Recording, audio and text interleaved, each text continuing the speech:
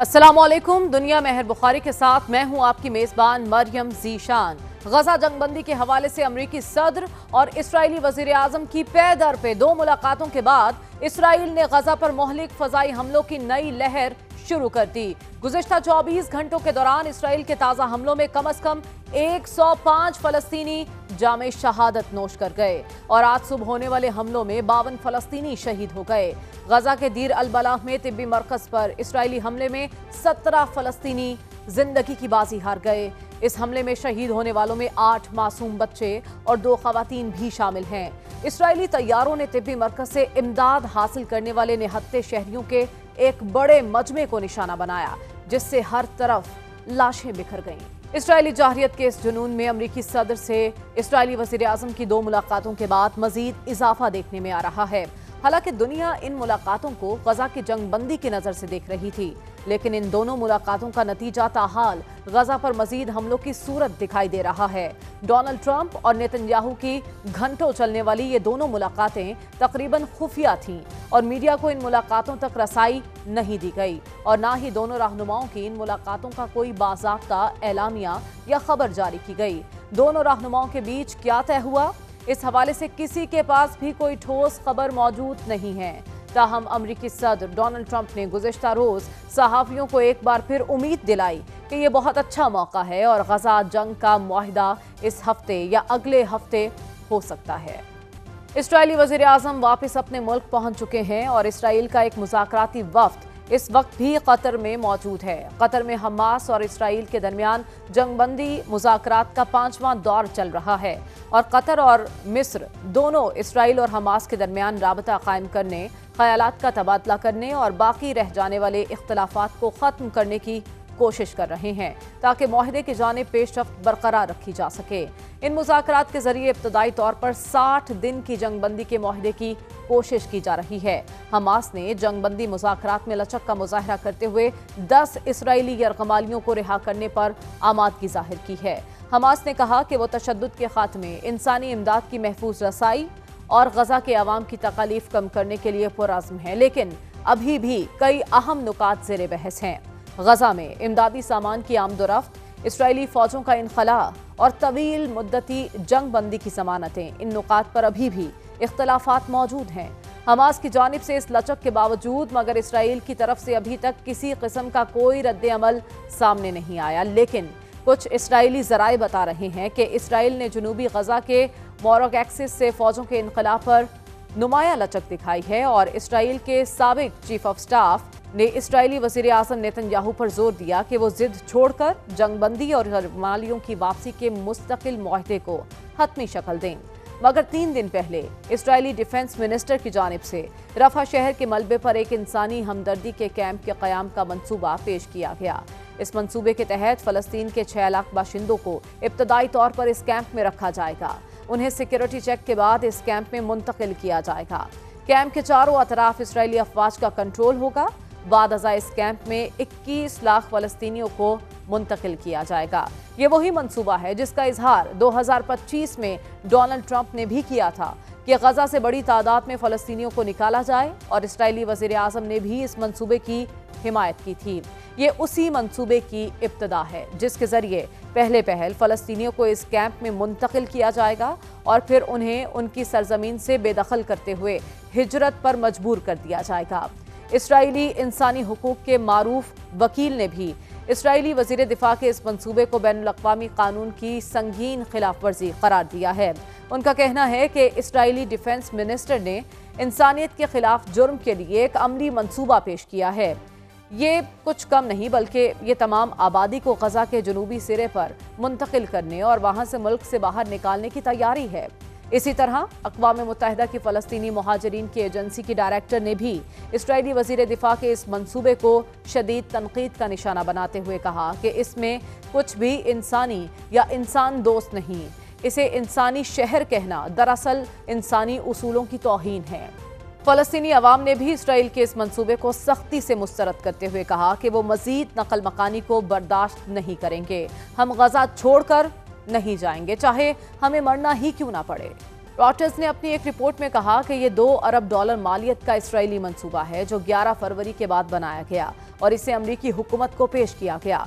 इस मुआहदे में रज़ाकाराना कैंपों की बात की गई और इन कैंपों में फ़लस्तीनियों को आर्जी तौर पर रखा जाएगा ताकि फ़लस्तीनी नज़रियाती तब्दीली के अमल से गुजरें और अगर चाहें तो दीगर जगहों पर मुंतकिल हों। रेफ्यूजीज इंटरनेशनल एडवोकेसी ग्रुप के सदर जेरेमी का कहना है कि 2 साला बमबारी, नाकाबंदी और इमदाद से महरूमी के शिकार गजा के अवाम के लिए कोई भी नकल मकानी रज़ाकाराना नहीं कहलाई जा सकती। ये मंसूबा इंसानियत के खिलाफ जुर्म है। गजा की सूरत हाल इंतहाई संगीन है और अब इसराइल और अमरीका दोनों मजलूम फ़लस्तीनियों को उनकी सरजमीन से हमेशा हमेशा के लिए बेदखल करने की मंसूबाबंदी कर चुके हैं। गजा में फ़लस्तीनियों पर जिंदगी अजीरन कर दी गई है। आसमान से आग बरस रही है और ज़मीन पर ना घर है, ना खुराक, ना पानी और ना ही अद्वियात। गजा के अस्पतालों में ईंधन ख़त्म होने के बायस बिजली की शदीद किल्लत है और तिब्बी हुकाम खबरदार कर रहे हैं कि अगर बिजली की फराहमी बहाल ना हुई तो सैकड़ों मरीज मौत के मुंह में जा सकते हैं।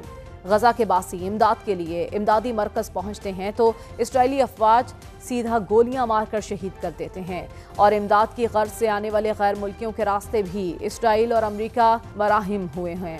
अमरीका ने अक़वाम मुत्तहिदा के इंसानी हुकूक की माहिर पर पाबंदी आयद कर दी। अल्बनीज़ ने इसराइल के गजा पर जारी हमलों पर खुलकर तनकीद करते हुए बैनुल अक़वामी फौजदारी अदालत की हिमायत की है जिस पर अमरीकी इंतज़ामिया बरहम हो गई और अमरीकी वज़ीर ख़ारजा मार्को रूबियो ने अल्बनीज़ के ICC से बराह रास्त अब उनको जुर्म करार देते हुए कहा कि अल्बनीज़ अक़वाम मुत्तहिदा की ख़ुसूसी नुमाइंदा बनने के लिए नाअहल हैं। अमरीका ने उनके अमरीका दाखिले पर पाबंदी लगा दी, उनके अमरीकी असासे मुंजमद कर दिए और उन्हें मगरिब, इसराइल और अमरीका से नफरत करने का हामिल ठहरा दिया गया। मगर इस सब के बावजूद अल्बनीज़ ने अपनी पोस्ट में लिखा कि मैं हमेशा की तरह आज भी इंसाफ के साथ खड़ी हूँ और अल जज़ीरा को इंटरव्यू देते हुए उन्होंने अमेरिकन पाबंदियों को माफिया तर्ज की धौंस और धमकियाँ करार दिया। गजा जल रहा है, इंसानियत दम साध रही है और दुनिया खामोश या तो तमाशा देख रही है या फिर मुज़ाकरात खेल रही है और इसराइल और अमरीका खुफिया मंसूबे तश्कील देकर फ़लस्तीनियों को उनकी अपनी ही सरजमीन से निकालने का इरादा कर चुके हैं। प्रोग्राम में एक ब्रेक शामिल करेंगे, वापस आएंगे इस ब्रेक के बाद।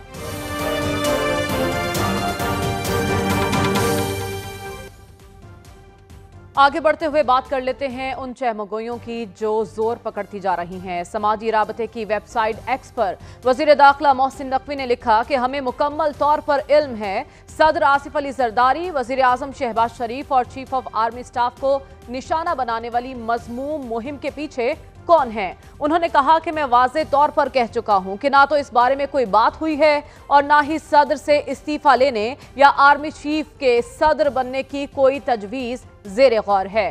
वफाकी वज़ीर दाखिला का कहना है कि सदर पाकिस्तान को मुसल्लह अफवाज की क़यादत के साथ एक मजबूत और बावकार ताल्लुक़ हासिल है और चीफ ऑफ आर्मी स्टाफ की वाहिद तवज्जो पाकिस्तान की ताकत और इस्तेहकाम पर है और किसी चीज़ पर नहीं। मोहसिन नकवी का कहना है कि ये मुहिम दुश्मन मुल्क भारत और गैर मुल्की एजेंसियों से जुड़ी हो सकती है जो पाकिस्तान के दाखिली इस्तेहकाम को कमज़ोर करने के लिए सोशल मीडिया को बतौर हथियार इस्तेमाल कर रही है। आज ही हुकूमती और दिफाई इदारों पर भारतीय साइबर हमलों के खदशे से मुताल्लिक काबीना डिवीजन ने साइबर सिक्योरिटी एडवाइजरी जारी कर दी है। एडवाइजरी रिपोर्ट के मुताबिक इत्तलात हैं कि भारतीय हैकर्स पहलगाम वाक़ये की आड़ में हुकूमती डेटा हासिल करने के लिए सरगर्म हो चुके हैं। काबीना डिवीजन की जानिब से जारी करदा साइबर सिक्योरिटी एडवाइजरी में कहा गया है कि वायरस ईमेल, व्हाट्सएप पैगामात से मशकूक फाइल के जरिए फैलाया जाता है। साइबर हमलावर वायरस की हामिल मशकूक फाइल पहलगाम वाक़ये के नाम से भेजते हैं। एडवाइजरी रिपोर्ट में यह भी कहा गया कि मैलवेयर वायरस के पास खामोशी से डिवाइस से डेटा और तस्वीर इकट्ठा करने की सलाहियत मौजूद है। काबीना डिवीजन की एडवाइजरी में नामालूम जराए से आने वाली ईमेल्स को ना खोलने और नजरअंदाज करने की सिफारिश की गई है, जबकि आज फील्ड मार्शल सैयद आसिम मुनीर की ज़ेर सदारत होने वाली कोर कमांडर्स कॉन्फ्रेंस में भारत के हिमायत याफ्ता स्पॉन्सर्ड प्रॉक्सीज के खिलाफ हर सतह पर फैसला कुन और जामे कार्रवाइयां जारी रखने का अज़्म किया गया। पहलगाम वाक़ये में वाज़ेह शिकस्त के बाद भारत अब फितनल ख्वारिज और फितनल हिंदुस्तान की प्रॉक्सीज के जरिए अपने मजमूम एजेंडे को मजीद आगे बढ़ाने की कोशिश कर रहा है। کور کمانڈرز کانفرنس کے دوران فیلڈ مارشل عاصم منیر کا کہنا تھا کہ بھارت کی طرف سے دو طرفہ فوجی کشیدگی میں کسی تیسرے فریق کو شامل کرنا بھارت کی بلاک پالیٹکس کو فروغ دینے کی بے بنیاد کوشش ہے۔ جنرل عاصم منیر نے کہا کہ در حقیقت دنیا واضح طور پر بھارت کے توسیع پسندانہ عزائم اور انتہا پسندی کے خطرناک رجحانات سے بدظن ہوتی جا رہی ہے، ایک ایسے وقت میں جب بھارت کی جانب سے تاحال کسی ناخوشگوار کارروائی کا خدشہ موجود ہے۔ تحریک انصاف ملک گیر تحریک چلانے کا اعلان کر چکی ہے۔ مسلم لیگ نون کے سینئر رہنما عرفان صدیقی نے بیان دیا کہ اگر عمران خان کے بچے پاکستان آ کر سیاست کرنا چاہتے ہیں تو وہ آئیں اور قانون کے دائرے میں رہ کر تحریک چلائیں تو کسی کو کوئی اعتراض نہیں ہوگا۔ انہوں نے واضح کیا کہ بانی تحریک انصاف کی رہائی نہ تو ان کے بچوں سے ممکن ہے اور نہ ہی بہنوں سے، بلکہ یہ معاملہ مکمل طور پر ان کے اپنے رویے اور طرز عمل پر منحصر ہے۔ جبکہ رانا ثناء اللہ ہمارے ہی پروگرام میں کہہ چکے ہیں کہ بانی پی ٹی آئی کے بیٹے پاکستانی نیشنل نہیں، انہیں احتجاجی تحریک میں شامل ہونے کی اجازت نہیں دی جا سکتی، اور اگر وہ احتجاجی تحریک میں شامل ہوتے ہیں تو ان کے خلاف جو کارروائی ہوگی اس کی تفصیلات میں جانے کی مجھے ضرورت نہیں۔ عمران خان کہہ رہے ہیں میں جیل سے لیڈ کروں گا اور ان کے صاحبزادے سلیمان اور قاسم بھی تحریک میں شامل ہونے کی خبریں۔ وہ کیسے شامل ہوں گے؟ وہ بائی برتھ جو ہے وہ یعنی پاکستانی نیشنل نہیں ہیں، برٹش نیشنل ہیں۔ ان کو کوئی کس طرح سے الاؤ کرے گا کہ وہ یہاں پہ آ کے جو ہے وہ اس قسم کی ایکٹیویٹیز میں حصہ لیں؟ اور اگر ایسا ہوگا تو ان کے لیے پھر جس قسم کی مشکلات درپیش ہوں گی وہ مجھے اس کی تفصیل میں جو ہے وہ جانے کی ضرورت نہیں ہے۔ تو اس لیے میں نے تو پہلے ایک لفظ جو ہے وہ حماقت کا استعمال کیا ہے، تو اس کا تو پھر کوئی علاج نہیں ہے۔ اگر آپ ایک چیز پہ بضد ہوں تو پھر وقت جو ہے وہ پھر آپ کو سکھا دیتا ہے، آپ کو سمجھا دیتا ہے، اس سے پہلے لوگوں کو سمجھ نہیں آتی۔ عمران خان کی سابقہ اہلیہ جمائمہ گولڈ سمتھ نے ان بیانات پر رد عمل دیتے ہوئے اپنے ایک ٹویٹ میں کہا کہ ان کے بیٹوں قاسم خان اور سلیمان خان کا پاکستان آنے پر گرفتار کرنے کی دھمکیاں دی جا رہی ہیں۔ جمائمہ نے اپنے ٹویٹ میں لکھا کہ میرے بچوں کو اپنے والد عمران خان سے فون پر بات کرنے کی اجازت نہیں دی جاتی، وہ قریب 2 سال سے جیل میں تنہائی کی صحبتیں برداشت کر رہے ہیں۔ پاکستانی حکومت کا کہنا ہے کہ اگر وہ ان سے ملنے آئیں گے تو انہیں بھی گرفتار کر لیا جائے گا۔ یہ سیاست نہیں، ذاتی انتقام ہے۔ سیاست کے اس بدلتے تناظر میں عدالتیں 27 یوٹیوب چینلز بلاک کر چکی ہیں۔ بھارت کی جانب سے بھی سیکیورٹی حملے کا خدشہ سر اٹھا رہا ہے اور تحریک انصاف کی جانب سے تحریک کا اعلان حکومت کے لیے دوسرا بڑا چیلنج ثابت ہو سکتا ہے۔ اسی تمام تر صورتحال پر بات کرنے کے لیے ہمارے ساتھ موجود ہیں مسلم لیگ نون کے رہنما رانا احسان افضل صاحب۔ بہت شکریہ سر آپ کے وقت کا۔ سب سے پہلے تو وہ بات جو کہ ہر گزرتے دن کے ساتھ جن افواہوں میں دن بدن اضافہ ہوتا جا رہا ہے، وہ صدر مملکت کے حوالے سے آج محسن نقوی صاحب نے بھی واضح طور پر کہہ دیا کہ ایسا کچھ نہیں ہے۔ میں آپ سے جاننا چاہتی ہوں کہ یہ خبریں کہاں سے پھیلائی گئی، کون پھیلا رہا ہے اور کون ہے اس مہم کے پیچھے؟ بسم اللہ الرحمن الرحیم۔ دیکھیں، یہ تو سوشل میڈیا اور جو مس انفارمیشن اور ڈس انفارمیشن چلتی ہے وہیں سے یہ خبریں نکلیں، اور یہ تو جو ہے اب اس کی تحقیق تو کی جا سکتی ہے، لیکن یہ آبویسلی ہم تو اس کو ڈینائی کرتے رہے، پی ایم ایل این اس کو ڈینائی کرتی رہی، پیپلز پارٹی خود اس کو ڈینائی کرتی رہی، آج انٹیریئر منسٹر نے بھی ڈینائی کر دیا۔ تو یہ تو پہلے دن سے ہم کہہ رہے ہیں کہ ایسی کوئی نہ خبر ہے، نہ کوئی بات ہے، نہ کوئی ڈسکشن ہے۔ یہ جو آپ کی سوشل میڈیا کی ایک مس انفارمیشن ہے، وہاں سے یہ چیزیں میرے خیال سے نکلیں، اور میڈیا اس کے اوپر ہمارے سے سوال کرتا ہے۔ لیکن جب بھی افواہوں کا بازار گرم ہوتا ہے تو اس کے پیچھے کوئی نہ کوئی مقصد ہوتا ہے۔ اس جھوٹی خبر کو پھیلانے کے پیچھے کیا مقصد ہو سکتا ہے؟ یہ دیکھیں، یہ میرے خیال سے ٹوٹل پروپیگنڈا ہے اور کنفیوژن پھیلانا ہے، یا کہہ لیں کہ جو اسموتھ ایک کولیشن کا جو نظام چل رہا ہے، پیپلز پارٹی سپورٹ کر رہی ہے حکومت کو، اس کے اندر درار ڈالنا ہوگا یا کوئی کنفیوژن ڈالنا ہوگا۔ لیکن اب اس میں تو آبویسلی جو سوشل میڈیا ہے، ہر قسم کی افواہیں وہاں اڑتی ہیں، اور یہ ضروری نہیں ہے کہ ان افواہوں کے پیچھے کوئی حقیقت ہو۔ آدھی تو خبریں 80% تو خبریں ویسی جعلی ہوتی ہیں جو سوشل میڈیا پہ چل رہی ہوتی ہیں۔ تو اس کو ہم نے تو ڈے 1 سے ہم نے ڈینائی کیا اور کیٹیگورکلی ڈینائی کیا ہے۔ پی ایم ایل این نے، پیپلز پارٹی نے اور اب انٹیریئر منسٹر نے بھی اس کو کیٹیگورکلی وہ کہ ڈینائی کر پیپلز دیا. پارٹی اور نون لیگ کے درمیان بہت سے ایسے معاملات ہیں جو ابھی تک حل طلب ہیں، بہت سے تحفظات ہیں پیپلز پارٹی کے، پنجاب کی سطح پر، وفاق کی سطح پر بھی. ان سب کے باوجود ان خبروں کی آپ تردید کر رہے ہیں کہ ایسا کوئی معاملہ نہیں ہے. دیکھیں اختلافات تو ہوتے ہیں، کوئلیشن کا آپس میں جب دو جماعتیں جن کا ایک مینیفیسٹو اور ہے، جن کا موقف علیحدہ ہے، لیکن آپ ملک کے مفاد کے لیے اکٹھے ہوئے ہیں، تو وہ اختلافات ہونا نیچرل ہے. لیکن میں کیٹیگورکلی دوبارہ اس کو ڈینائی کر دیتا ہوں کہ کوئی ایسی بات نہیں ہے اور کوئی ایشو بھی نہیں ہے. پی ایم ایل این اور پیپلز پارٹی، ابھی فائنانس بل پہ پیپلز پارٹی نے سپورٹ کیا ہے، حکومت کو ووٹ کیا ہے، تو ایوری تھنگ از فائن اور اسموتھ. ٹھیک ہے، تو راوی چین لکھ رہا ہے، آپ یہ بتا رہے ہیں. لیکن حکومت کی جانب سے کہا گیا ہے کہ پاکستان کے داخلی استحکام کو کمزور کرنے کے لیے سوشل میڈیا کو بطور ہتھیار استعمال کیا جا رہا ہے.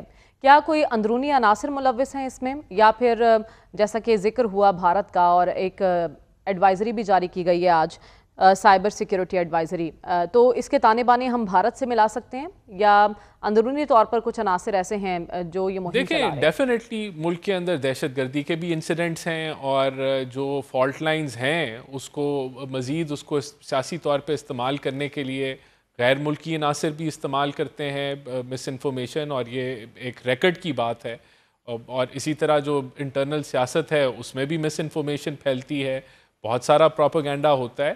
تو یہ تو دیکھیں، کیونکہ اب سوشل میڈیا ایک اوپن اینڈڈ پلیٹ فارم ہے، تو اس کے اندر اس طریقے سے ریگولیشن نہیں ہے، تو مس انفارمیشن تو بے انتہاشا ہے. آپ دیکھیں ہر قسم کی غلط خبریں، انڈیا پاکستان کے جنگ کے دوران کتنی مس انفارمیشن پھیلائی گئی پاکستان کے اداروں کے بارے میں، اور وہ انٹرنلی بھی جنریٹڈ تھی. بہت سارے ایسے ولاگرز تھے یا یوٹیوب کے اوپر جو اپنا ڈیلی جو ہے ویڈیوز ریکارڈ کرتے تھے، جنہوں نے بڑا نیگیٹو پوائنٹ آف ویو دیا جس میں کوئی حقیقت نہیں تھی. تو یہ چیز تو جو ہے یہ دنیا بھر چیلنجڈ ہے. جو ممالک اسی تناظر میں 27 یوٹیوب چینلز کو بلاک کرنے کا جو عدالتی فیصلہ سامنے آیا ہے، اس سے متعلق میں آپ سے جاننا چاہتی ہوں کیوں ان کو بلاک کیا گیا؟ کیا حکومت پر تنقید اس کی وجہ ہے یا پھر پس پردہ کچھ اور عوامل ہیں؟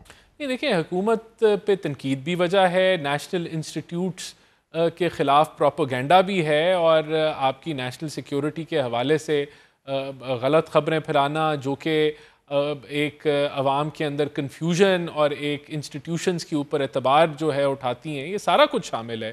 اور اس کے اندر پوری تحقیق کی گئی، ایف آئی اے نے شواہد اکٹھے کیے اور پھر ان شواہد کو میجسٹریٹ کے سامنے رکھا گیا، اور پھر پیکا ایکٹ لاگو ہوا اور اس کی بیسس کے اوپر جو ہے وہ سسپینشن کی گئی، اور پورا لیگل پروسیجر جو رولز پروسیجرز تھے وہ فالو کر کے اس کو جو ہے 27 چینلز کو بین کیا گیا. اور بالکل دیکھیں بات یہ کہ ہم آزادی رائے کے ساتھ ہیں، یہ فنڈامنٹل رائٹ ہے، لیکن جھوٹ پھیلانا، جھوٹ کی بنیاد پہ کنفیوژن پھیلانا، ملک کے مفادات کے اوپر حملہ آور ہونا، اس کا بہت سنگین امپیکٹ ہے اور دنیا بھر میں ایکشن لیا جاتا ہے.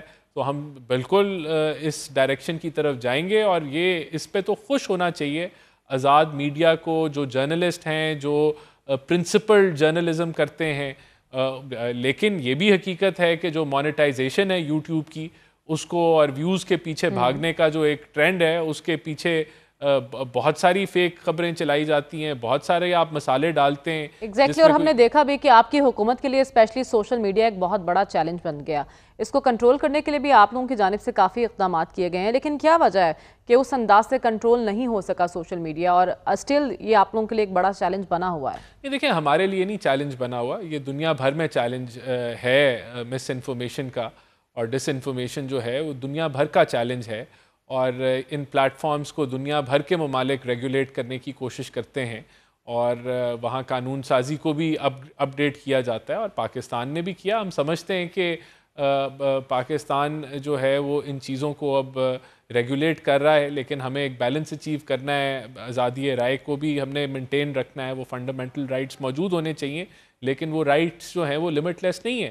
تو جو جہاں لمٹس درکار ہیں، کچھ ایریاز جہاں جھوٹ بولا جاتا ہے یا پروپیگنڈا کیا جاتا ہے، اس کو ہم کنٹرول کر رہے ہیں، اور ہم نہیں سمجھتے کہ اس میں کوئی ناکامی ہو رہی ہے. اٹ از اے ٹف، یہ کوئی آسان کام نہیں ہے. اس کو ہم ڈیل کر رہے ہیں، اور انشاءاللہ اس کے اوپر جو ہے وہ بہتری آئے گی. اور اس سے دیکھیں ہوگا یہ کہ جب یہ جھوٹ کے پلندے اور پروپیگنڈا کا جو یہ جو مشین چلائی جا رہی ہے کچھ لوگوں کی طرف سے، جب یہ بند ہوگی تو کریڈیبلٹی بڑھے گی، جو اصل جرنلسٹ ہیں ویورشپ بڑھے گی ان لوگوں کی، ٹی وی کی ویورشپ بنے گی. تو میں سمجھتا ہوں کہ یہ دس از دا رائٹ ڈائریکشن. اور یہ خالی پاکستان کی حکومت اس کے حوالے سے کارروائی نہیں کر رہا، یو کے کی حکومت ہو، امریکہ کی حکومت ہو، یورپین ممالک ہوں، ہر جگہ قانون موجود ہیں کہ جہاں غلط خبر یا جھوٹی خبر جو ملکی مفادات سے ٹکراتی ہو ان پہ ایکشن لیا جاتا ہے. ٹھیک ہے، لیکن ایک ایسے موقع پر جب ہمیں پتہ ہے کہ ہمارا ایک دشمن بھارت ہے اور اس کی نیت ٹھیک نہیں ہے، اس کے ارادوں سے سب واقف ہیں، چاہے سائبر سیکیورٹی حملے ہوں یا پھر براہ راست حملے یا پراکسیز کے ذریعے پاکستان کو ڈیسٹیبلائز کرنا، ایسے موقع پر پاکستان تحریک انصاف ایک احتجاجی تحریک کا اعلان کر چکی ہے اور 5 اگست کی کال دی گئی ہے. آپ کو لگتا ہے کہ اس پر قابو پانا بھی ضروری ہے، کیونکہ باہر کے دشمن سے نمٹنے سے پہلے اندرونی استحکام جو ہے، سیاسی استحکام، وہ ناگزیر ہے، تو اس کے لیے حکومت کیا اقدامات کر رہی ہے اور پاکستان تحریک انصاف کے جو احتجاج ہے اس کو لے کر کیا تیاریاں ہو رہی ہیں؟ لیکن سب سے پہلے میرا مشورہ تو پی ٹی آئی کو، اگر میں پی ٹی آئی کا ممبر ہوتا تو اپنی جماعت میں یہ میں مشورہ دیتا کہ اپوزیشن کا جو کلیدی رول ہوتا ہے وہ حکومت کی کارکردگی، جو عوامی مسائل ہیں ان کو اٹھانا، اور ان کے لیے جو بہترین پلیٹ فارم ہے وہ نیشنل اسمبلی ہے، سینٹ ہے، قائمہ کمیٹیز ہیں اسمبلیز کی، پروونشل اپوزیشن کے پلیٹ فارمز جو اویلیبل ہیں، وہاں اگر آپ ان کا معائنہ کریں پی ٹی آئی کی کارکردگی کا تو وہ 0/0 ہے. نہ کوئی ایسی تنقید کرتے ہیں جو کہ عوامی مفادات کے اوپر ہوں، یا وہ ہمیں بتائیں کہ ہم کیا غلط کر رہے ہیں یا کس طرف ہمیں جانا چاہیے. وہاں ان کی توجہ نہیں ہے. ایک ہی توجہ ہے کہ خان صاحب کو رہا کرانا ہے. خان صاحب کو سزا ہوئی ہے کرپشن کے اوپر. اب اس کے اوپر دیکھیں جو بھی وہ تحریک چلا لے، نہ ایسی کوئی تحریکوں سے حکومتیں گرتی ہیں، نہ دھرنوں سے گرتی ہیں، نہ لانگ مارچ سے گرتی ہیں، نہ فائنل کال سے گرتی ہیں. تو یہ چیزیں تو ہم ایک دفعہ نہیں 20 دفعہ دیکھ چکے ہیں. رانا صاحب، ان کا یہ ماننا ہے کہ وہ حکومت کی غلطیاں تب پوائنٹ آؤٹ کریں گے جب ان کے اپنے مسائل حل ہوں گے. ان کو ان کے لیڈر سے ملنے نہیں دیا جاتا، عدالتی احکامات پر عمل درآمد نہیں ہوتا، اور بہت سے مسائل ہیں پاکستان تحریک انصاف کے، ان کو احتجاج کرنے کی اجازت نہیں دی جاتی. ایسے میں ان کے پاس پھر کیا راستہ بچتا ہے؟ دیکھیں، سب سے پہلے تو اگر آپ ریکارڈ نکال کے دیکھ لیں گے کہ خان صاحب سے کتنے لوگوں کی ملاقات ہوئی ہے پچھلے 2 سالوں میں، تو میرے خیال سے یہ نیا ریکارڈ ہی قائم ہوگا ملاقاتوں کا.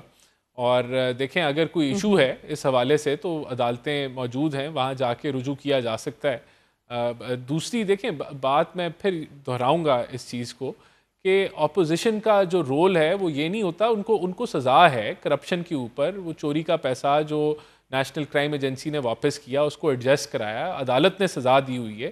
کوئی وہ پولیٹیکل قیدی نہیں ہے، کوئی ان کو بلا وجہ جیل میں نہیں رکھا گیا. ان کو کورٹ نے سزا دی ہوئی ہے اور وہ ہی از ان دی جوڈیشل کسٹڈی، اور وہ رکھا جو ہے وہ ان کو پنجاب جیل نے.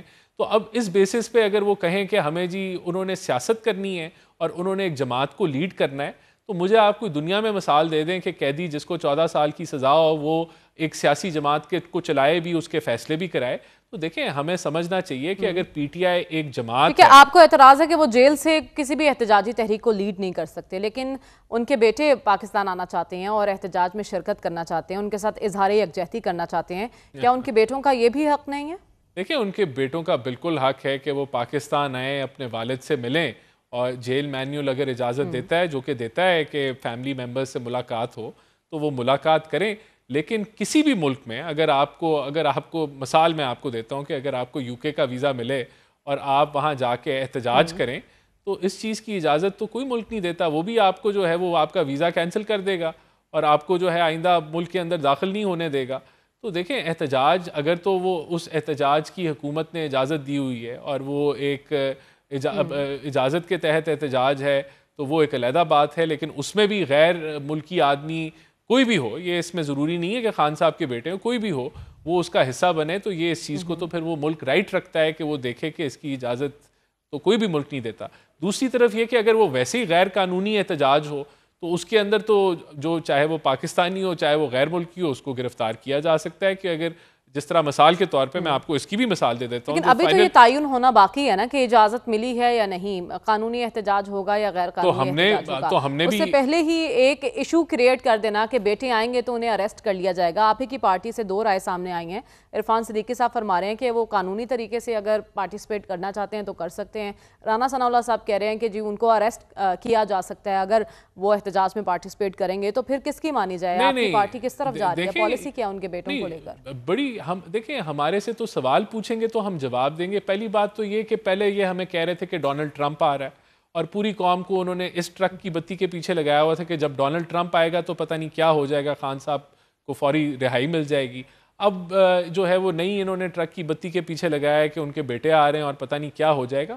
کچھ بھی نہیں ہوگا. نہ یہ حکومت کا کنسرن ہے, نہ ہم بادرڈ ہیں. اگر آپ ہمارے سے سوال پوچھیں گے کہ ان کے بیٹے آ کے اگر احتجاج کریں گے, بھئی اگر احتجاج کی اجازت ہی نہیں ہے, غیر قانونی احتجاج ہے, تو بالکل وہ گرفتار ہو سکتے ہیں. لیکن اگر وہ احتجاج نہیں کریں گے, وہ آئیں گے اور اپنے والد سے جیل میں جا کے ملیں گے, تو کوئی ان کو کچھ نہیں کہے گا. تو دیکھیں, ہم تو یعنی کہ ہمارے پاس تو وقت نہیں ہے. پرائم منسٹر شہباز شریف سر جھکا کے جو ہے وہ ملک کو آگے ترقی کی راہ پہ لے کے جانا چاہتے ہیں, تو یہ ہمارا کنسرن بھی نہیں ہے. یہ تو ہمارے سے جب سوال پوچھے جاتے ہیں, کوئی حکومتی پالیسی ان کے بیٹوں کے لیے نہیں بنائی گئی یا نہ کوئی بنائی جائے گی. They will be treated as anyone, کوئی بھی. اور اگر وہ قانون ہاتھ میں لیں گے تو ان کو گرفتار کیا جا سکتا ہے. اب دیکھیں, یہی تو بات ہے نا, پی ٹی آئی جیتی ہی پروپیگنڈا کے اوپر. وہ آ سکتے ہیں اور اپنے والد سے مل سکتے ہیں, اس پر تو کوئی قدغن نہیں ہے. اس پہ تو کوئی, دیکھیں یہ ریاست پاکستان ہے یا آئین ہے یا قانون ہے, کوئی ایسے تو نہیں ہے کہ کسی کو بلا وجہ جا کے گرفتار کر لیا جائے گا. وہ بالکل وہ اپنا کر سکتے ہیں, لیکن اس کے اندر بڑی کلیئرٹی ہونی چاہیے کہ جو پچھلی فائنل کال تھی اس میں اسلام آباد ہائی کورٹ نے اجازت نہیں دی تھی پی ٹی آئی کو کہ وہ احتجاج کرے. انہوں نے قانون توڑا جب انہوں نے احتجاج کیا, اور پھر کارروائی ہوئی اس کے اوپر, پولیس نے, حکومت نے اپنی رٹ قائم کی. تو بات تو یہ کہ they have a history of violent protest. ایک بار پھر 26 نومبر کو دہرایا جائے گا پاکستان تحریک انصاف کی جانب سے, تو ہوگا یا نہیں, لیکن حکومت کی جانب سے کیا پھر وہ اقدامات کیے جائیں گے؟ نہیں, دیکھیں, یہ تو آپ کو اگر تو ان کو اجازت مل جاتی ہے احتجاج کی تو کوئی مسئلہ نہیں. اگر نہیں ملتی تو پھر ان کو احتجاج نہیں کرنا چاہیے.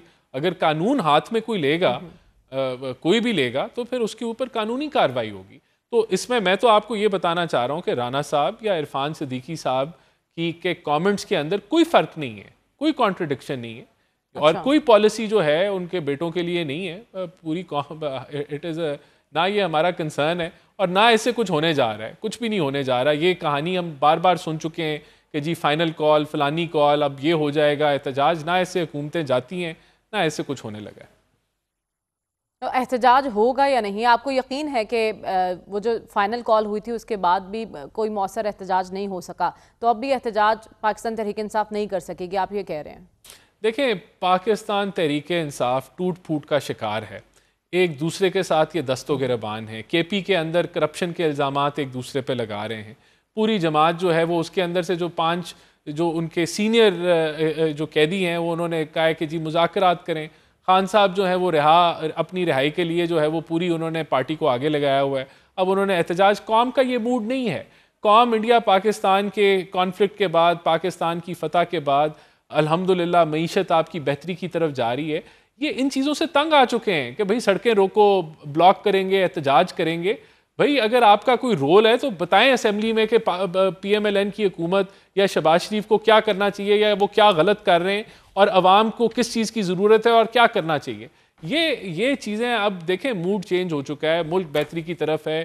آپ کا جو بزنس کانفیڈنس ہے وہ بڑھ رہا ہے, آپ کی سٹاک مارکیٹ, آپ کے ریزروز, آپ کی ایکسپورٹس, ہر چیز بہتری کی طرف ہے.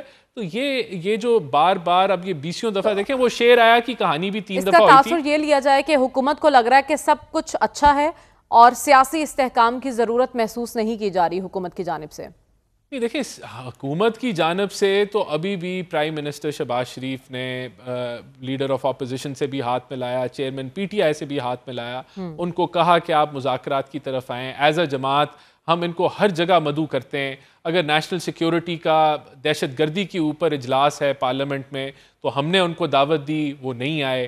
اگر انڈیا پاکستان کی جنگ تھی تو ہم نے کہا کہ آئی ایس پی آر کی بریفنگ ہے, آپ آ کے سنیں, وہ نہیں آئے. تو یہ تو, اور انہوں نے کہا جی خان صاحب کو نکالیں گے نہیں تو ہم کچھ نہیں کریں گے. یہ تو ان کا مسئلہ ہے نا کہ وہ جو ہے ایک اپنے پرسنل مدعے کے اوپر پھنسے ہوئے ہیں اور اس سے باہر نہیں نکل رہے.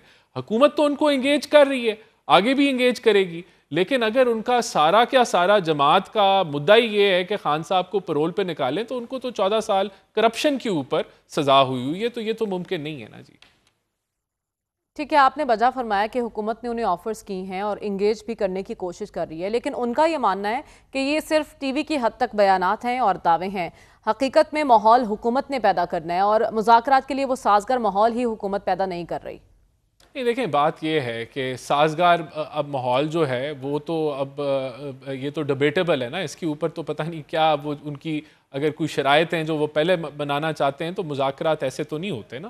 اگر ہم نے ان کو دعوت دی تو یہ ہم نے کوئی جعلی دعوت تو نہیں دی تھی نا, اس کے اندر باقی اپوزیشن کی جماعتیں بھی آئی ہوئی تھی نیشنل سیکیورٹی کے اجلاس میں, نیشنل اسمبلی میں وہ بھی آ سکتے تھے, اور اسی طرح دا سیم گوز جب انڈیا پاکستان, تو ہم نے تو ان کو جب دعوت دی تو جعلی دعوت تو نہیں دی, تو ہم تو دعوت ہی دے سکتے ہیں نا, اور کہہ سکتے ہیں اگر مذاکرات تھے تو ڈیڈ لائن سے پہلے وہ واک آؤٹ کر گئے, اس کے بعد بھی پرائم منسٹر نے کہا کہ ہم ہاؤس میں کمیٹی بنا لیتے ہیں, اگر ان کو لگتا ہے کہ ہم نان سیریس ہیں تو وہ قبول کر لیں, پھر دیکھتے ہیں کہ ہم آگے موو فارورڈ کرتے ہیں اس کے اوپر یا نہیں کرتے. کریں اناؤنس, جو پرائم منسٹر نے تو دعوت دے دی کہ آ جائیں, ہمیں بیٹھنا چاہیے, وہ کہہ دیں کہ ہمیں پرائم منسٹر کی دعوت قبول ہے, تو پتہ چل جائے گا کہ ہم نے ہوائی آفر کی ہے یا اصلی آفر کی ہے. تو لیکن پی ٹی آئی کا یہ ماننا ہے ایک طرف آپ مذاکرات کی دعوت دے رہے ہیں, دوسری طرف کے پی حکومت گرانے کی کوششوں میں بھی مصروف ہیں. رانا ثناء اللہ صاحب کی کل ایک وفد کے ہمراہ مولانا فضل الرحمان سے ملاقات ہوئی ہے, اس ملاقات کا بیک گراؤنڈ کیا ہے, کس تناظر میں یہ ملاقات ہوئی ہے؟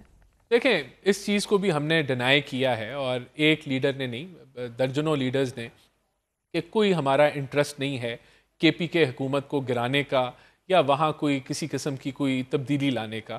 ملاقاتیں چلتی رہتی ہیں, ملاقاتیں تو پرائم منسٹر صاحب بھی ملے ہیں مولانا صاحب سے, ایک دفعہ نہیں کافی دفعہ ملے ہیں اس ٹینیور کے اندر, آگے بھی ملیں گے. پرائم منسٹر تو جو ہے میں نے آپ کو جس طرح کہا کہ چیئرمین پی ٹی آئی سے بھی جا کے ملے, لیڈر آف اپوزیشن سے بھی جا کے ملے, تو سیاسی لوگ ملتے ہیں, بات چیت کرتے ہیں.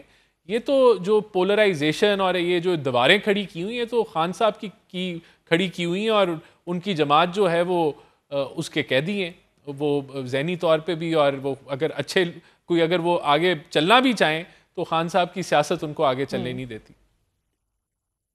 ٹھیک ہے, تو آپ کہہ رہے ہیں خالصتاً مولانا سے ملاقات کا مقصد کے پی کے حوالے سے نہیں تھا, اور ایسی کوئی حکومت کی نیت نہیں ہے, اور نہ ہی وہ کوشش کر رہی ہے کہ خیبر پختونخوا حکومت کو تبدیل کیا جائے. بہت شکریہ رانا احسان افضل صاحب ہمارے ساتھ موجود تھے, آپ نے ہمیں وقت دیا. اس کے ساتھ ہی پروگرام میں ہمیں ایک بریک کی جانب بڑھنا ہے, واپس آئیں گے اس بریک کے بعد. Stay with us.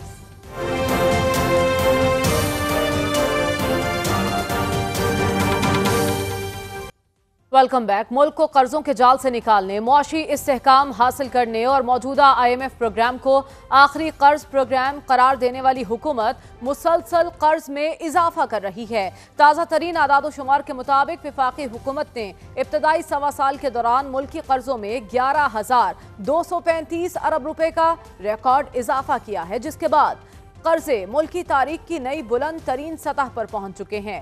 State bank دستاویز کے مطابق مارچ 2024 سے مئی 2025 کے دوران وفاقی حکومت کے مقامی قرضے میں 10,784 ارب روپے اور بیرونی قرضے میں تقریباً 451 ارب روپے کا اضافہ ہوا ہے, جس کے بعد وفاقی حکومت کا قرضہ مئی 2025 تک بڑھ کر 76,045 ارب روپے ہو گیا, جبکہ فروری 2024 میں وفاقی حکومت کے ذمہ قرض 64,810 ارب روپے تھا. دستاویز کے مطابق فروری 2024 تک مرکزی حکومت کا مقامی قرضہ 42,675 ارب روپے تھا, جو مئی 2025 تک بڑھ کر 53,460 ارب روپے کا ہوا. اپریل 2022 میں عمران خان کے خلاف عدم اعتماد کی تحریک کامیاب ہوئی. اس وقت پاکستان کا کل قرض 43,704 ارب روپے تھا, جس میں سے 14,791 ارب روپے غیر ملکی جبکہ 28,913 ارب روپے مقامی قرض کی مد میں واجب الادا تھے. اس وقت روپے کے مقابلے میں ڈالر کی قدر 185 روپے 69 پیسے تھی. مگر پھر اپریل 2022 سے اگست 2023 کے دوران یعنی پی ڈی ایم حکومت کے خاتمے تک کل ملکی قرض 63,959 ارب روپے تک پہنچ گیا. اس قرض میں 24,174 अरब रुपए गैर मुल्की, जबकि 39,795 अरब रुपए मकामी कर्ज था। अगस्त 2023 में रुपए के मुकाबले में डॉलर की कदर 305 रुपए 61 पैसे थी। पीडीएम हुकूमत खात्मे के बाद निगरान हुकूमत तश्कील पाई और तकरीबन 8 माह तक कायम रहने वाली इस हुकूमत ने मुल्की कर्ज में 1408 अरब रुपए का इजाफा किया। निगरान हुकूमत के खात्मे और मार्च 2024 में शहबाज शरीफ की जानिब से एक बार फिर वजारत उस्मा का हल्फ उठाने के वक्त पाकिस्तान का कुल मुल्की और गैर मुल्की कर्ज 65,378 अरब रुपए था, जो अब बढ़कर 76,045 अरब रुपए तक पहुंच चुका है। यानी शहबाज शरीफ हुकूमत ने अब तक कर्ज में 10,666 अरब रुपए इजाफा किया है। ये भी एक हकीकत है कि पाकिस्तान ने माली साल 2025 में 1.5 खरब रुपए का अवामी कर्ज क़ब्ल अज़ वक्त अदा कर दिया। कर्ज अदायगी के साथ ही वफाकी हुकूमत ने रवा माली साल की पहली तिमाही यानी जुलाई से सितंबर के दौरान माली खसारे को पूरा करने के लिए मुल्की बैंकारी शोबे से 5.57 खरब रुपए का कर्ज पाकिस्तान इन्वेस्टमेंट बॉन्ड्स और मार्केट ट्रेजरी बिल्स नीलाम करके इकट्ठा करने का फैसला किया। यह हदफ गुज़िश्ता माली साल की पहली तिमाही के मुकाबले में 40% ज्यादा है। माहिरीन के मुताबिक माली खसारे को पूरा करने के लिए जाने वाले इस कर्ज के नतीजे में रवा माली साल के दौरान सिर्फ सूद की अदायगियों पर 8 खरब रुपए इजाफी खर्च होंगे। कर्ज और सूद की अदायगियों में इजाफे के साथ साथ मुल्क की विफाकी वजारतों में होने वाली बेज़ाब्तियों और मुल्क भर में सालाना चोरी की जाने वाली बिजली में भी इजाफा हो रहा है। सहाफ़ी अंसार अब्बासी की खबर के मुताबिक ऑडिटर जनरल ऑफ पाकिस्तान की माली साल 2023-24 की ऑडिट रिपोर्ट में 1100 अरब रुपए की संगीन माली बेज़ाब्तियों, कवायद की खिलाफ वर्जियों और सरकारी फंड्स के गलत इस्तेमाल की निशानदेही की गई है। 1100 अरब रुपए से जायद की माली बेज़ाब्तियों, नुकसानात और दीगर मसाइल में सबसे संगीन मामला 35,90,000 टन गंदम की दरामद को करार दिया गया। ऑडिट रिपोर्ट के मुताबिक गंदम उस वक्त दरामद की गई जब मुल्क में मकामी सतह पर वफर मिकदार में गंदम मौजूद थी और इस फैसले से 300 अरब रुपए से जायद का नुकसान हुआ। मकामी मंडी में गंदम की भरमार हुई और काश्तकारों को मौशी मुश्किलात का सामना करना पड़ा। इसके अलावा रिपोर्ट में विफाकी वजारतों की जानिब से बजट की मंजूरी के बगैर अखराजात, मालियाती कवायद की खिलाफ वर्जियों, इजाफी अलाउंसेस की मद में ज्यादा अदायगियाँ, खरीदारी में बेकायदगियों और दीगर खिलाफ वर्जियाँ शामिल है। वज़ीर तवानाई ओवैस लगारी ने कौमी असम्बली की कायमा कमेटी बराए तवानाई को आगाह किया कि मुल्क में सालाना 250 अरब रुपए की बिजली चोरी हो रही है। सिर्फ गरीब नहीं बल्कि बड़ी सनतें और फर्नेस ऑयल प्लांट्स भी बिजली चोरी में मुलव्विस हैं। जिस तरह ऑडिट रिपोर्ट में गंदम मौजूद होने के बावजूद गंदम दरामद करना संगीन मामला करार दिया गया, वहीं चीनी के मामले में देखा गया है कि पहले चीनी वाफर करार देकर बरामद की जाती है और फिर कुछ ही अरसे के बाद वही चीनी महंगे दामों दरामद कर ली जाती है और अब एक बार फिर ऐसा ही हो रहा है। मौजूदा हुकूमत ने पहले 7 लाख मैट्रिक टन चीनी बरामद की और अब जबकि चीनी की कीमत में इजाफा हो रहा है तो 5 लाख मैट्रिक टन चीनी दरामद करने का हतमी फैसला भी कर लिया गया और चीनी दरामद की मंजूरी विफाकी काबीना से हासिल कर ली गई है। यहाँ दिलचस्प बात यह है कि जब चीनी बरामद करने की इजाज़त दी गई थी उस वक्त कहा गया था कि चीनी की मकामी कीमतें 145 से 150 रुपए फी किलो के दरमियान रहेंगी। उस वक्त चीनी में मुल्क में चीनी की ज़्यादा से ज़्यादा कीमत 196 रुपये जबकि औसत कीमत 184 रुपये 92 पैसे फ़ी किलो हो गई। गुज़श्ता 11 दिनों में चीनी की कीमत में 10 रुपये फ़ी किलो इजाफा हुआ और जैसे ही हुकूमत 5 लाख टन चीनी दरामद कर लेगी तो फ़ी किलो चीनी की कीमत 250 रुपये तक पहुँच जाने का खदशा जाहिर किया जा रहा है। लेकिन अब FBR की जानिब से जारी 2 नोटिफिकेशंस में कहा गया कि दरामदी चीनी पर टैक्स को 18% से कम करके 0.25% करने का फैसला किया है, जबकि होलसेल ग्रॉसर्स एसोसिएशन ने हुकूमत की जानिब से 5 लाख टन चीनी दरामद करने के बजाय सट्टेबाजों और ज़ख़ीरा अंदोज़ों के खिलाफ क्रैकडाउन का मुतालबा करते हुए कहा कि मुल्क में वाफर चीनी मौजूद है, क्रैकडाउन करके मसनूई इजाफे को रोका जाए। मौजूदा इत्तेहादी हुकूमत को इक़्तिदार संभाले तकरीबन 18 माह गुजर चुके हैं और इन 18 माह के दौरान कर्ज में मुसलसल इजाफा हो रहा है, सूद की अदायगियाँ बढ़ रही हैं, तवानाई शोबे का गर्दिशी कर्ज भी बढ़ रहा है, मगर इसके बावजूद हुकूमत का दावा है कि हमारी समत दुरुस्त है और जल्द पाकिस्तान IMF को हमेशा के लिए खैर बात कह देगा। लेकिन इन तमाम दावों में हुकूमत ऐसी पॉलिसीज़ पर अमल दरामद जारी रखे हुए है जो मुल्की ख़जाने पर बोझ डाल रही है। हुकूमत ने 2 दिन कबल सीनियर ब्यूरोक्रेट्स पर आयद एक अहम पाबंदी को हटा लिया। वजारत खजाना से जारी एक एलामिया के मुताबिक हुकूमत ने 10 जुलाई 2014 को जारी होने वाला वो हुक्मनामा जिसमें कॉरपोरेट इदारों के बोर्ड इजलासों से हासिल होने वाली आमदनी को सालाना 10 लाख रुपए तक महदूद किया था, उसे इब्तदाई तौर पर वापस ले लिया गया है। यानी यूं समझा जाए कि वो नोटिफिकेशन कभी जारी ही नहीं हुआ। सादा अल्फाज में वो हुकूमत जो किफ़ायतशारी पर आवाम को बड़े बड़े भाषण दे रही थी, अब वो अपने ही इस अमल से किफ़ायतशारी के उन तमाम इक़दामात को रौंद रही है जिन पर अमल दरामद के लिए मुतादिर एलामिये जारी किए जा चुके हैं। हुकूमत एक जानिब राइट साइजिंग कर रही है तो दूसरी ही जानिब सालाना बोर्ड फीस और दीगर अखराजात से मुतालिक नोटिफिकेशन वापस भी ले रही है। इसी मामले पर बात करने के लिए हमारे साथ माहिर मौशत डॉक्टर खाकान नजीब मौजूद हैं। बहुत शुक्रिया सर आपके वक्त का। सबसे पहले तो मैं आपसे जानना चाहती हूँ कि हुकूमत के दावे अपनी जगह कि मईशत दुरुस्त सम्त में जा रही है और ये ख्वाहिश कि IMF को बहुत जल्द खैरबाद कह दिया जाएगा, लेकिन जो रिपोर्ट आपके सामने मैंने रखी कि सबसे ज़्यादा कर्ज लिया गया इस हुकूमत की जानिब से, क्या ये तजाद आपको दिखाई नहीं दे रहा इसमें? तो मैंने आपका पूरा इंट्रोडक्शन जो है बहुत गौर से सुना है।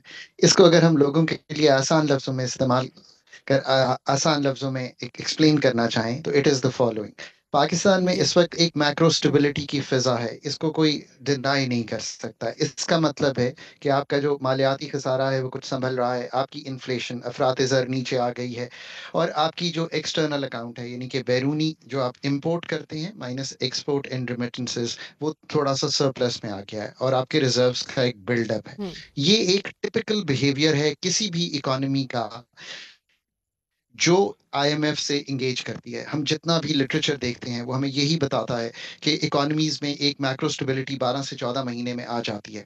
पर इसका कतई तौर पे ये मतलब नहीं है कि आपने शुगर सेक्टर के जो दूररस मसाइल हैं उनको हल कर लिया है। आज भी एक फायर फाइटिंग मोड में आपने ये कोशिश की है कि कीमतों को नीचे लाने के लिए इंपोर्ट किया जा सके।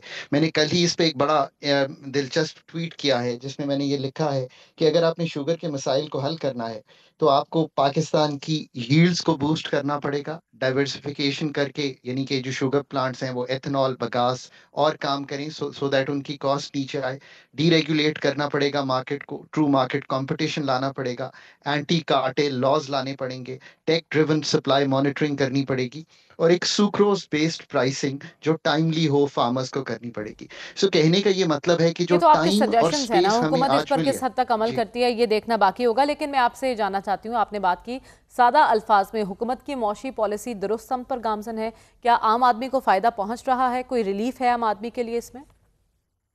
तो अगर पाकिस्तान में इस वक्त ये मैक्रो स्टेबिलिटी ना होती, IMF की इंगेजमेंट ना होती, तो गो बैक 14 to 18 मंथ्स आप पाकिस्तान में डिफॉल्ट की गुफ्तगू कर रहे थे, रुपया कमज़ोर हो रहा था, इन्फ्लेशन 29% पे थी। आज ये सिनारियो बिल्कुल बदल गया है, इसमें कोई शक नहीं है। पर इसका ये मतलब नहीं है कि हमने शुगर के मसाइल या अपनी डेट स्ट्रक्चरिंग के मसाइल या एनर्जी सेक्टर के मसाइल या मुल्क को डीरेगुलेट या प्राइवेटाइज करने के मसाइल या हमने आपने जैसे कहा एक्सपेंडिचर मैनेजमेंट के मसाइल, अपनी टैक्सेशन को ब्रॉड बेस करने के मसाइल या एक ग्रोथ फ्रेमवर्क लाने के मसाइल हल कर लिए हैं। ये मैक्रो स्टेबिलिटी 24 बार IMF की एंगेजमेंट के बाद हर उस दफ़ा आती है जब आप IMF से एंगेज करते हैं। मैं ये भी समझाता हूँ कि पाकिस्तान ने IMF के 24 प्रोग्राम एंटर किए हैं, पर उनमें से एक प्रोग्राम जो कि 13-16 का था वो कंप्लीट किया है, बाकी वो भी अधूरे छोड़ दिए। सो रिफॉर्म में जब हम कोशिश करते हैं डेप्थ और क्वालिटी लाने की, Pakistan finds it hard to do. बहुत शुक्रिया, माहिर मौशत हमारे साथ मौजूद थे। इसके साथ ही प्रोग्राम का वक्त खत्म हुआ चाहता है, हमें इजाजत दीजिए। अल्लाह हाफिज।